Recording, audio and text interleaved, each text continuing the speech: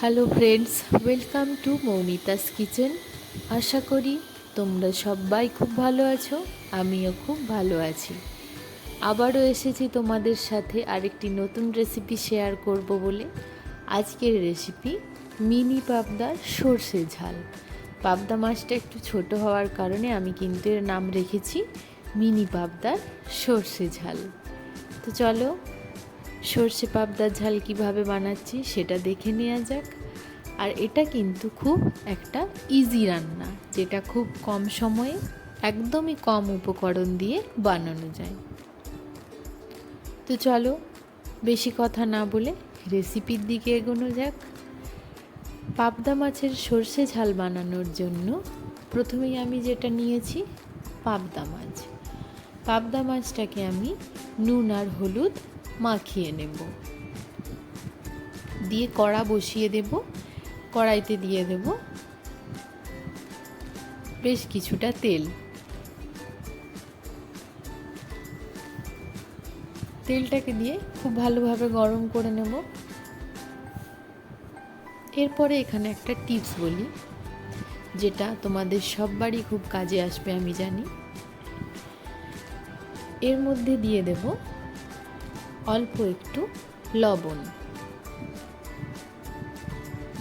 লবণটা দিয়ে কিন্তু কড়াই ভালোভাবে এদিক ওদিক নাড়িয়ে নেব, যাতে কড়ার সারা গায়ে লবণটা লেগে যায়। এর ফলে কিন্তু কি হবে, মাছটা কড়াতে আর কোনোভাবেই আটকে যাবে না, আর মাছের যে তেল ছিটিয়ে আসে সেটাও কিন্তু আর হবে না। তো এই টিপসটা তোমরা ফলো করতে পারো, দেখবে খুব উপকার পাবে। তো এরকম এক একভাবে সব মাছগুলোকে আমি ভেজে নেব। মাছগুলোকে উল্টে পাল্টে একটু লালচে করে ভেজে নেব। পাবদা মাছকে কিন্তু খুব বেশি ভাজতে নেই, এপিট ওপিট করে একবার ঘুরিয়ে ভেজে নিলেই হয়। এরপরে মাছটাকে তুলে রেখে দেব একটা পাত্রে। এরকমভাবেই বাকি মাছগুলোকে আবারও আমি ভেজে নেব। মাছগুলোকে এরকমভাবে ভাজতে ভাজতে চলো রান্নার জন্য যে মশলাটা বানাবো সেটা বানিয়ে নেওয়া যাক। মশলাটা আমি আজকে শিলনোড়াতেই করব।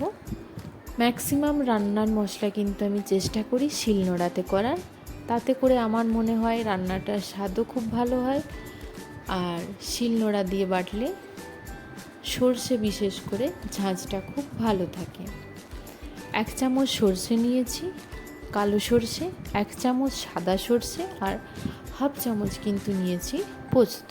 পোস্তটা তোমরা চাইলে স্কিপও করতে পারো, কিন্তু আমার মনে হয় একটু পোস্ত দিলে রান্নার টেস্টটা আরও ভালো হয়, সেই জন্য আমি হাফ চামচ পোস্ত এখানে অ্যাড করে নিয়েছি।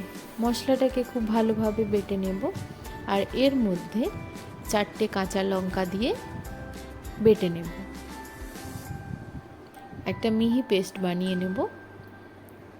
সর্ষে দানা দানা থাকলে একদমই ভালো লাগে না, সেই জন্য একটু সময় নিয়ে খুব ভালোভাবে মশলাটাকে করে নেব। তোমরা চাইলে এটা মিক্সিতেও করতে পারো।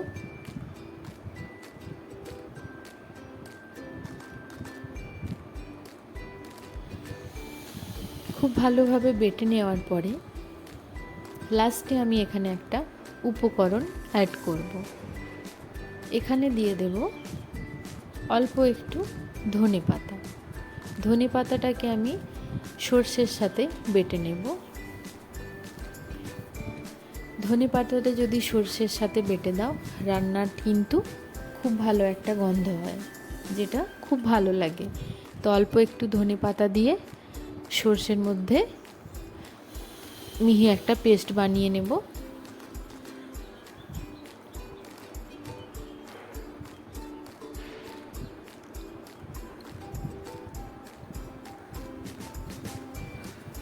মশলাটা বাটা একদম কমপ্লিট। এটাকে আবার তুলে রেখে দেবো একটা পাত্রে। একটা বাটিতে আমি সর্ষে বাটাটাকে তুলে রেখে দিলাম। চলে যাব এবারে নেক্সট স্টেপে। একটা মিডিয়াম সাইজের পেঁয়াজ নিয়েছি।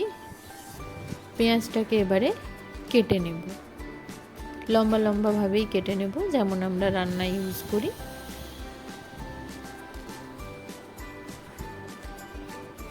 আর নিয়ে নেব দুটো কাঁচা লঙ্কা, যেটাকে আমি মাঝখান দিয়ে চিড়ে নেব।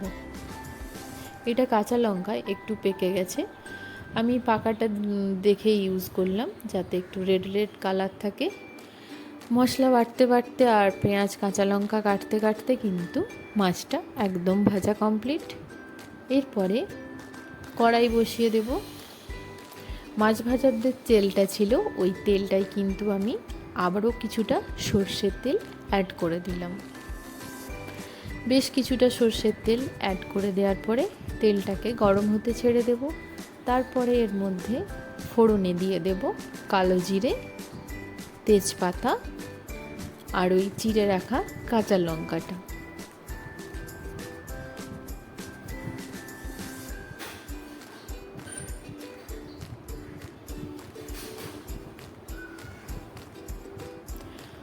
ফোড়নটাকে একটু ভেজে নেওয়ার পরে এর মধ্যে দিয়ে দিলাম কুচিয়ে রাখা পেঁয়াজটা।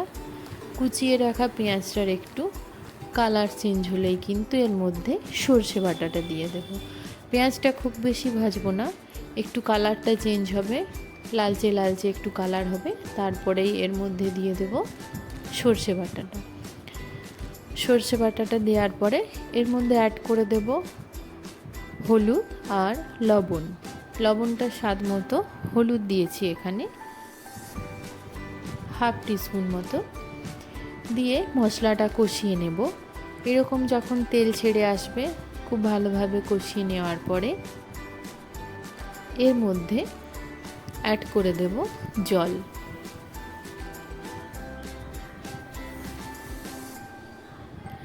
জল এখানে 1 বাটি মতো জল ইউজ করেছি। জলটাকে দিয়ে বেশ কিছুক্ষণ সময় ধরে ফুটিয়ে নেব।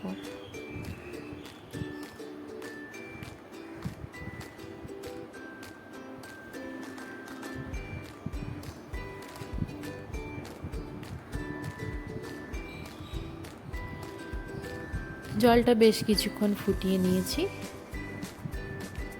এরপরে এর মধ্যে এক এক করে অ্যাড করে দেব মাছগুলো।